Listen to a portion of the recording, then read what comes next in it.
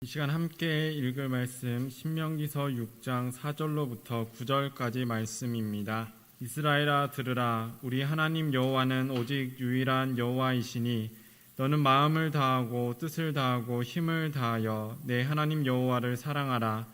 오늘 내가 네게 명하는 이 말씀을 너는 마음에 새기고 내 자녀에게 부지런히 가르치며 집에 앉았을 때에든지 길을 갈 때에든지 누워있을 때에든지 일어날 때에든지 이 말씀을 강론할 것이며 너는 또 그것을 내 손목에 매어 기호를 삼으며 내 미간에 붙여 표로 삼고 또 내 집 문설주와 바깥문에 기록할지니라.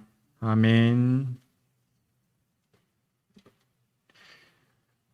비가 참 많이 오죠. 굳은 날씨 가운데서도 예배의 자리를 지켜 나오신 우리 모든 성도님들 가운데 주님의 크신 사랑과 또 넘치는 은혜가 함께하기를 소망합니다. 매번 설교를 준비할 때마다 성경 다음으로 많이 보는 것이 있습니다. 바로 사전입니다. 단어들의 뜻을 명확하게 사용하기 위해서 익숙하지 않은 단어들뿐만 아니라 쉬운 단어와 또 잘 사용하지만 뜻이 헷갈리는 단어들도 한 번씩 찾아보곤 합니다. 이번 설교를 준비하며 제일 먼저 찾아본 단어는 듣기입니다. 듣기에 대한 첫 번째 정의는 인지 영역에 관한 것이었습니다. 소리를 감각기관을 통해 알아차린다라는 것입니다. 발생한 소리를 인지하는 모든 행위를 듣는다라고 성경에서 사전에서는 정의하고 있습니다. 또 다른 차원의 정의는 교육학적 차원에서 있었습니다. 듣기는 국어학습에서 남의 말을 올바르게 알아듣고 이해하는 일이라고 정의를 하고 있습니다. 그리고 이러한 설명이 덧붙여져 있습니다. 쓰기, 읽기, 말하기보다 초보적인 것. 듣는 것이 국어학습에서 가장 기본 중에 기본이라는 말이죠. 갓난아이들은 또는 마 등의 옹알이로 시작을 해서 조금씩 말을 배워 나갑니다. 이때 가장 먼저 이루어지는 교육이 듣기입니다. 부모들은 자신들의 음성을 통해 반복적인 단어를 들려주고 따라하도록 유도를 합니다. 그렇게 아이들에게 말을 가르치고 있습니다. 이렇게 처음 말을 시작하는 아이들에게 대부분의 부모들은 아마도 비슷한 말을 가르치는 것 같습니다. 바로 아빠 그리고 엄마입니다. 재밌는 것은 아빠는 아빠라는 말을 하도록 가르치고 엄마는 엄마라는 말을 하도록 경쟁적으로 가르친다는 것입니다. 어떠셨나요? 맞나요? 우리 여자 권사님들께서 아빠를 먼저 가르치셨나요? 엄마를 먼저 가르치셨나요? 근데 제가 봤을 때는 대부분 아빠는 아빠, 엄마는 엄마를 가르치는 것 같습니다. 근데 이러한 경쟁의 승자는 보통 엄마들이라고 하죠. 대개 아빠보다는 엄마가 아이들과 함께 있는 시간이 더 많기 때문입니다. 또 발음적으로 볼 때에도 비읍이나 쌍비읍 또는 피읍에 비해서 미음과 이응이 발음이 더 쉬운 것도 요인 중에 하나인 것 같습니다. 이번에 찾아보니 흥미로운 사실은 전 세계 언어들에서 아빠와 엄마를 부르는 발음들이 비슷하다라는 것이었습니다. 아빠를 뜻하는 많은 단어들의 발음에 비읍이 들어있고 반면 엄마를 뜻하는 많은 단어들의 발음에는 미음이 들어 있습니다. 신약 성경에서도 아버지를 뜻하는 아빠라는 단어를 우리가 찾아볼 수 있죠. 이 외에도 영어에서는 파파, 마마라고 아빠, 엄마를 부르고 중국어에서는 바바, 마마, 또 프랑스어에서는 빠빠, 마망 이렇게 여러 언어권에서 어린아이들이 아빠와 엄마를 부르는 말들이 비슷한 것을 볼 수 있습니다. 언어학에서는 이응과 비읍이 비교적 발음이 쉬운 양순음에 속하고 역시 계모음이어서 발음이 쉽기 때문에 이렇게 언어와 상관없이 발음들이 비슷하다라고 추측합니다. 이 설명이 조금 복잡하지만 발음하기가 쉽기 때문에 비슷한 발음들로 아빠와 엄마를 부른다는 것이죠. 또한 아이가 젖을 물고서 내는 소리 무, 그, 으에서 비롯된 것으로 이 아빠와 엄마의 유래에 대해서 보기도 합니다. 아무튼 아이가 가장 처음 배우는 단어인 엄마와 아빠는 그만큼 가족의 유대감 형성에 있어서 중요한 의미를 가지는 것 같습니다. 어쨌든 우리는 갓난아이가 말을 배우는 모습을 통해서 듣는 것이 언어 학습의 기본이 된다라는 말을 확인할 수 있습니다. 하지만 듣는다는 것의 의미는 단어를 그대로 듣고 인식하는 것 혹은 따라하는 것에 그치지 않습니다. 교육학적 차원에서 내린 정의를 통해서도 볼 수 있듯이 듣는 것은 소리를 알아차리는 행위에서 그치지 않습니다. 그 의미를 이해하는 데까지 나아갑니다. 곧 듣는 것은 상대방의 말을 감각기관을 통해 인식하는 것을 넘어서 이를 자신의 생각 안에서 이해하는 과정까지 포함하고 있다는 것입니다. 그래서 고등학생용 교육 용어 사전에서는 듣기에 대해 청자가 화자의 말을 듣고 들은 정보를 종합, 분석, 비판, 감상하면서 의미를 새롭게 구성해가는 인지적인 사고 과정이라고 정의하고 있습니다. 오늘 함께 읽은 말씀인 신명기에서는 이 듣기에 대해서 전하고 있습니다. 이 말씀은 신명기서는 하나님께서 가르치신 율법들이 기록된 책이죠. 하나님의 백성으로서 무엇을 지향하고 또 무엇을 지향해야 하는지를 가르칩니다. 이러한 신명기서의 시점은 이스라엘 민족이 애굽을 떠난 이후 그리고 가나안에 들어가기 전으로 볼 수 있습니다. 신명기서가 책으로 쓰여진 시기와 이 신명기서의 말씀들이 처음 형성된 시기에는 차이가 있지만 이 시간에는 말씀이 시작된 시기, 출애굽 시기를 통해서 이 말씀을 보겠습니다. 조금 전 말씀드린 것처럼 신명기서는 가나안 입성 전에 이스라엘 가운데 하나님께서 주신 말씀입니다. 따라서 이 말씀은 교육적으로 두 가지 의미를 가집니다. 첫 번째는 지난 삶을 바로잡는 것입니다. 이스라엘 민족은 혈연적으로 믿음의 조상인 아브라함의 후손들이죠. 아브라함과 이삭, 야곱으로 이어지는 계보를 통해 하나님에 대한 신앙이 그들 가운데 계승되었습니다. 하나님께서 민족을 어떻게 일으키셨고 또한 어려움 중에도 어떻게 인도하셨는지 그들의 조상들은 잘 알고 있었고 또 신앙의 교육을 통해 이것이 이어지는 가운데 있었습니다. 그럼에도 불구하고 출애굽 당시 이스라엘의 상황은 이전까지의 상황과는 달랐습니다. 이스라엘이 애굽을 떠난 시기에 대해 출애굽 12장에서는 이스라엘 자손이 애굽에 거주한 지 430년이라고 기록하고 있습니다. 430년이 지났다라는 것이죠. 말 그대로 강산이 43번 변한 세월입니다.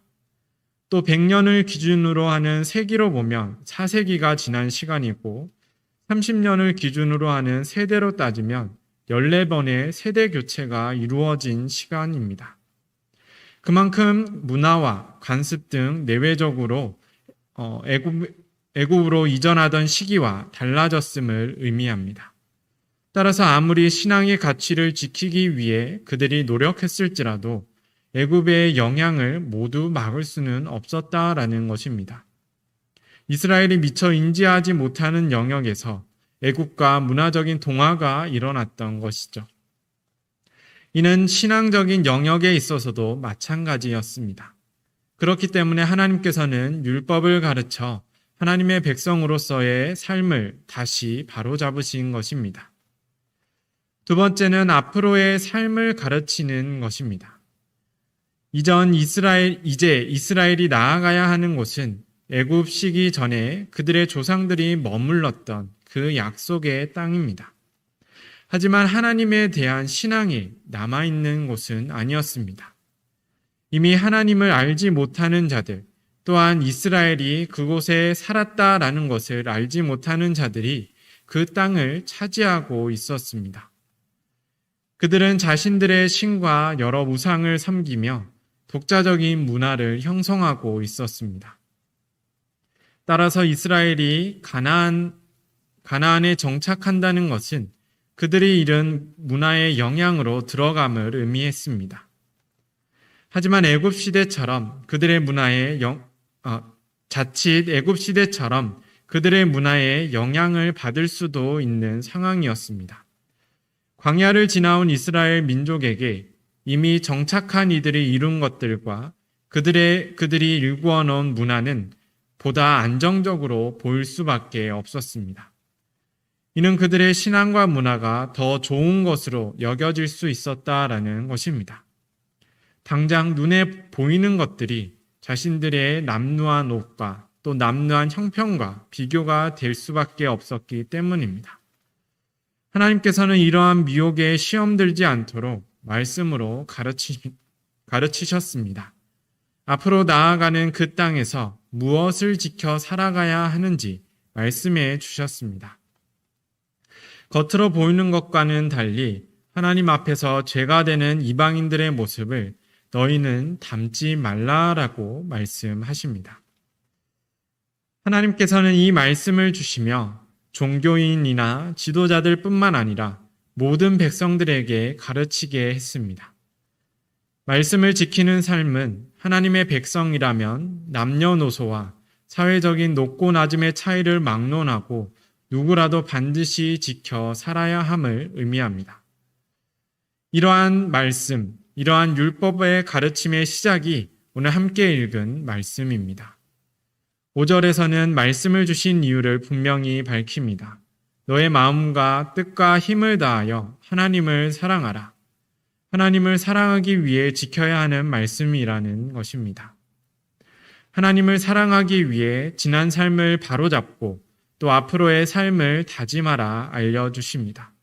그리고 이것을 위해서 무엇보다도 하나님께서 주신 말씀을 마음에 새기고 가르치고 들으며 가까이 해야 한다라고 전하고 있습니다. 한순간에 모든 것을 끊어내고 새롭게 시작할 수 있으면 가장 좋지만 우리가 경험해서 알고 있듯이 오랜 습관들을 끊어내는 것은 또 그것을 변화시켜 새로운 습관 또 더 나은 습관을 들이는 것은 결코 쉽지 않습니다. 또한 새로운 문화 한가운데서 스며드는 영향을 완전히 끊는 일도 매우 어려운 일입니다. 그렇기 때문에 하나님께서는 말씀을 가까이 해야 한다라고 말씀하셨습니다. 계속해서 자신의 백성으로서의 삶을 지향하여서 나아오라는 것입니다. 그것을 위해 한 번에 변하기 어려울지라도 포기하지 말고 지속적으로 살아가도록 강권하고 있습니다. 그리고 이 모든 말씀의 시작을 알리는 단어가 들으라는 단어입니다. 오늘 본문에서 들으라고 번역된 히브리어 단어는 우리가 잘 알고 있는 단어입니다. 바로 쉐마입니다. 우리 한 번씩은 들어보셨으리라 생각이 됩니다. 쉐마는 보통 우리말 성경에서는 들으라고 번역이 됩니다. 듣는다는 말은 처음에도 나누었듯이 소리의 인지만이 아니라 보다 복합적인 의미를 가지고 있습니다. 히브리어 쉐마 역시도 마찬가지입니다.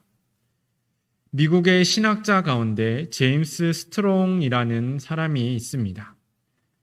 이 스트롱은 오랜 시간 원어 성경에 나오는 단어들의 어근을 분석하고 정리하였습니다.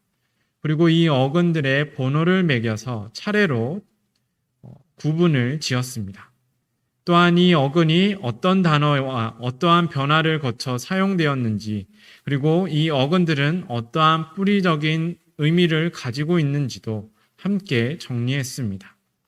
그렇게 나온 것이 스트롱 코드, 또 혹은 성경 용어 세균이라고 불리는 정리입니다. 원어를 살피는 데 있어서 매우 중요한 정리입니다. 이러한 스트롱 코드에서 제시하는 쉐마의 의미를 구성하는 단어들은 주의 깊게, 함께, 조심스럽게, 확실히, 또한 고려하다, 동의하다입니다.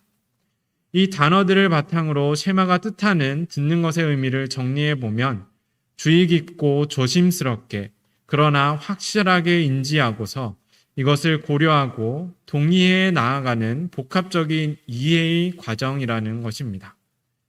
따라서 쉐마가 뜻하는 듣는 것은 말씀을 고려하고 그 안에 있는 하나님의 뜻에 점차 동의해 가는 것, 곧 행동으로 이어지는 과정입니다. 하나님께서 율법을 가르치신 이유는 과거에 대한 반성과 미래를 위한 준비였습니다. 이 반성과 준비는 삶의 방향을 바꾸기 위한 직접적인 행동을 전제합니다. 중요한 것은 이를 행하는 시점이 말씀을 듣는 지금이라는 사실입니다. 약속의 땅으로 향하는 중인 삶 속에서 애굽에서의 생활과 모든 관습을 털어버리고 하나님의 백성으로 나아오라고 이스라엘을 초청하신 것입니다. 또한 동시에 하나님의 백성으로서의 삶을 굳게 다져 가나안 땅에서도 말씀을 지켜 살아가라는 요청입니다. 그리고 이 모든 변화의 시작은 말씀을 듣는 순간입니다. 말씀을 듣고도 차일피일 미루며 자신에게 편한 곳에 안주하려는 것이 아니라 곧바로 변화의 걸음을 내딛는 것을 요청하고 있는 것입니다. 이것이 말씀을 듣는 삶, 또 말씀에 동의하는 삶, 하나님이 요청하신 쉐마에 응답하는 삶입니다. 이처럼 하나님의 말씀에 동의하는 삶에 앞서 또한 반드시 선행되어야 하는 과정이 한 가지 더 있습니다. 바로 말씀을 이해하는 과정입니다. 말씀에 대한 충분한 이해가 있을 때 비로소 하나님의 뜻에 합당한 삶을 살 수 있기 때문입니다. 조금 전에 보았던 것처럼 쉐마의 바탕이 되는 단어들은 주의 깊게, 함께, 조심스럽게, 확실히 동의하다, 고려하다입니다. 여기서 동의하다라는 단어를 빼면 모두 말씀을 어떻게 이해해야 하는지를 표현한 단어들로 볼 수 있습니다. 행하기에 앞서 잘 이해하는 것이 무엇보다도 중요하다라는 뜻입니다. 컴퓨터 프로그래머 남편에 대한 재밌는 이야기가 있습니다. 어느 날 아내가 프로그래머인 남편에게 간단한 장보기를 부탁했다고 합니다. 마트에 가서 우유 한 개 사오고 사과도 있으면 6개 사와라고 이야기를 했습니다. 잠시 뒤에 남편이 마트에 다녀왔습니다. 그런데 남편이 사온 것은 6통의 우유였다고 합니다. 아내의 말뜻은 우유를 1개 사오고 사과가 있으면 사과도 6개 사오라는 것이지요. 그런데 프로그래머인 남편은 프로그래밍 명령 체계에 따라서 우유를 사오되 사과가 있으면 우유를 6개 사오는 것으로 이것을 이해했기 때문입니다. 잘못된 이해가 틀린 결과를 낳은 것입니다. 출애굽 이후 이스라엘의 역사는 사사시대를 지나 왕국시대로 이어졌습니다. 이러한 이스라엘의 역사는 여러 가지로 정의를 할 수 있는데 하나님의 말씀을 듣지 못한 자의 역사로도 우리가 생각해 볼 수 있습니다. 이스라엘은 하나님께서 주신 말씀의 글자들은 수행했지만 그 말씀의 의미는 이해하지 못했습니다. 그 말씀을 따라서 살아갔지만 그 말씀을 통해 이루어야 하는 삶은 나아가지 못했다라는 것입니다. 하나님의 말씀을 선포했던 많은 선지자들이 이러한 이스라엘의 모습을 비판했습니다. 하나님께서 그들의 제사를 기뻐하지 않으신다라는 말씀이죠. 그들의 행위는 문자에만 합한 것이지 하나님의 뜻에 합한 것은 아니었습니다. 오히려 자신을 높이고 자랑하기 위해 말씀을 오용하고 남용했습니다. 그래서 하나님께서 말씀하신 대로 행하였음에도 불구하고 도리어 하나님으로부터 멀어지는 이상한 결과를 낳은 것입니다. 그들은 하나님의 말씀대로 행한 것처럼 보였지만 행하지 못했습니다. 그들은 하나님의 말씀을 아는 것처럼 보였지만 알지 못했습니다. 그들은 하나님의 말씀은 들었지만 하나님께서 요청하신 대로는 듣지 못했습니다. 진정한 의미로서 듣지 못한 것입니다. 하나님께서는 모든 율법을 가르치기에 앞서 쉐마, 곧 들으라고 말씀하셨습니다. 우리가 살펴본 것처럼 쉐마는 행동으로서 단순하게 듣는 것, 소리를 인지하는 것이 아닙니다. 귀를 기울여서 똑똑히 들으며 그것을 깊이 생각하여 듣는 것입니다. 흘려 듣는 것이 아니라 분명하게 새겨 듣는 것입니다. 곧 하나님의 뜻에 대한 완전한 이해와 동의를 바탕으로서 하나님의 백성으로서 살도록 하나님께서는 율법을 가르치시며 요청하신 것입니다. 예전에 인터넷에 있는 청각 나이 테스트를 한 적이 있습니다. 표현이 맞을지 잘 모르겠는데 가청 주파수를 높이며 최대한 소리가 들릴 때까지의 음역으로 나이를 나누는 테스트였습니다. 높은 주파수의 음이 들릴수록 이 청각 나이가 낮다라는 것입니다. 다행히도 제 나이대에 맞는 음역까지는 들렸던 것 같습니다. 그때까지는 해볼만 한데라고 생각이 했는데 이 나이대가 지나가고 나니까 소리가 하나도 안 들리는 놀라운 경험을 하게 되었습니다. 아무튼 이 테스트에서는 나이가 어릴수록 높은 주파수까지 들을 수 있다고 합니다.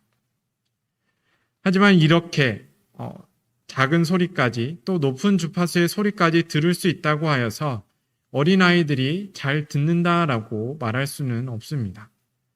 들을 수 있는 소리의 음역대는 아이들이 넓을지 모르지만 이해와 경험이 부족하여서 말의 의도를 정확하게 파악하는 것은 어른들에 비해 어렵거나 또한 부족하기 때문입니다. 그래서 아이들에게는 말의 의미를 돌려 말하지 말고 정확하게 해주는 것이 좋죠. 이처럼 잘 듣는다라고 했을 때는 소리를 잘 인식하는 것을 의미하지 않습니다. 말의 의미와 맥락을 제대로 이해하고 화답할 때 잘 듣는다라고 이야기할 수 있습니다. 오늘날 우리는 많은 말씀을 접하며 살아가고 있습니다.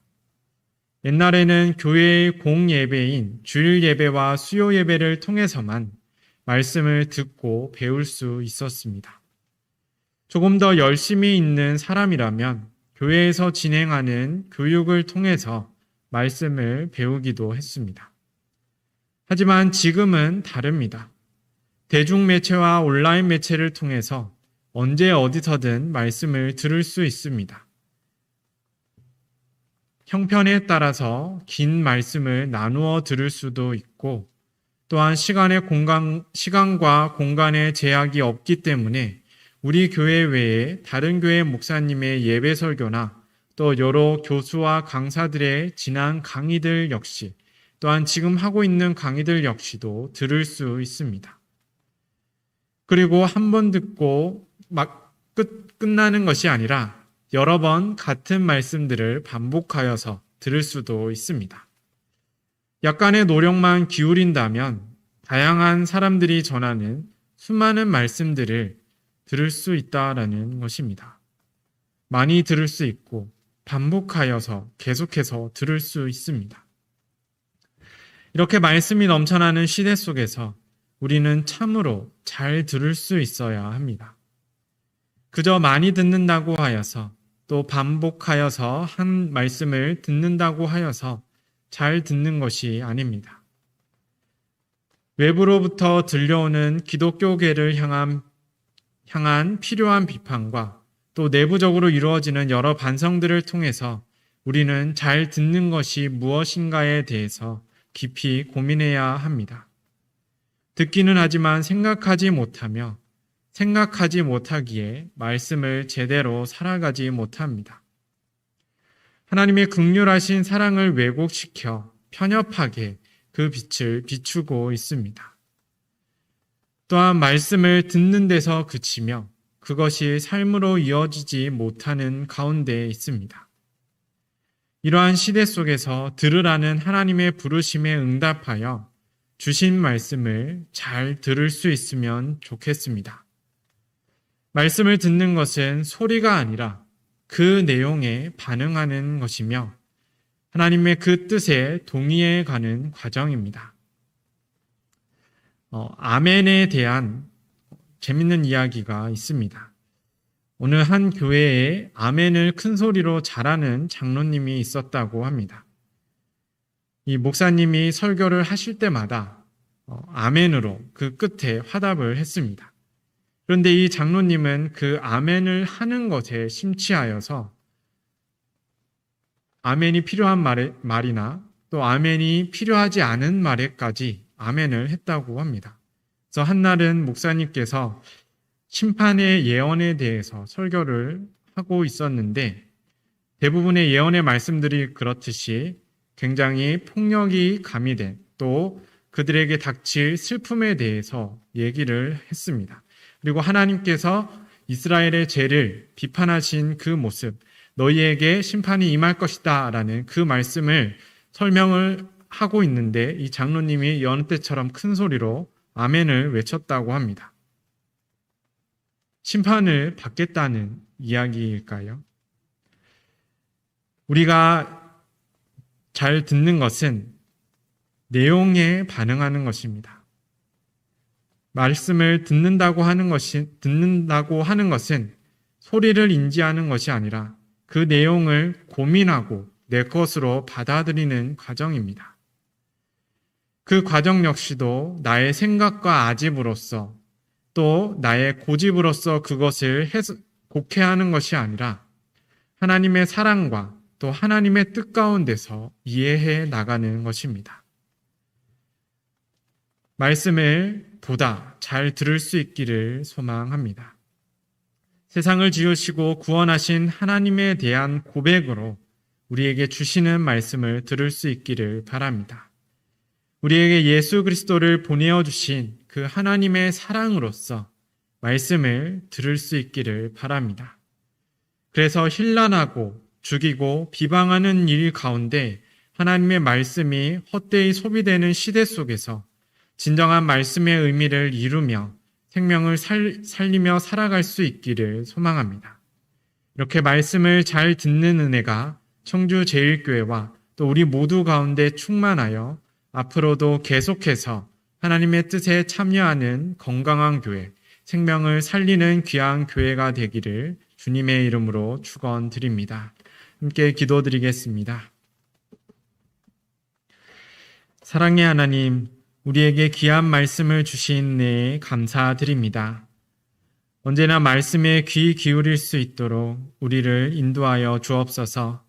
세상에서 많은 소리가 들릴지라도 하나님의 뜻을 분별하여 듣게 하시고 그 들은 뜻대로 살아갈 수 있는 용기를 주옵소서. 차일피일 미루는 것이 아니라 그 말씀이 들리는 순간부터 그 말씀을 살아갈 수 있는 은혜를 더하여 주옵소서.